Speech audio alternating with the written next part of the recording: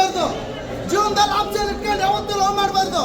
ಶ್ರೀಮಂತನಿರೋ ಹುಡುಗನ ಪ್ರೀತಿಗೂ ಬಡವನ ಪ್ರೀತಿಗೆ ಏನು ವ್ಯತ್ಯಾಸ ಗೊತ್ತಾ? ಶ್ರೀಮಂತ ಶಿಕ್ಷಕರ ಜೊತೆ ಬಡ್ಸೇರ್ ಮಾಡ್ತಾನೆ, ನಿಯತ್ತಾಗಿ ನಾನು ಒಬ್ಬರಿಗೋಸ್ಕರ ಸಾಯೋವರೆಗೂ ಇರ್ತಾನೆ. ಅದೇ ನಿಜವಾದ ಪ್ರೀತಿ. ಯಾವಾಗಲೂ ಹೇಳ್ತೀನಿ, ನಮಗೆ ಕಾಲಿಗೆ ಕಾಲು ಏಟ್ ಎಳಿಬೇಕಂತ ಕಲ್ಸಿ ಬರುತ್ತೆ. ಜೀವನದಲ್ಲಿ ಪ್ರೀತಿ ಮಾಡಿದಾಗ ಮೋಸ ಮಾಡಿದಾಗಲೇ ಜೀವನದಲ್ಲಿ ಜೀವನ ಬೆಲೆ ಆಗ್ತಾಗುತ್ತೆ.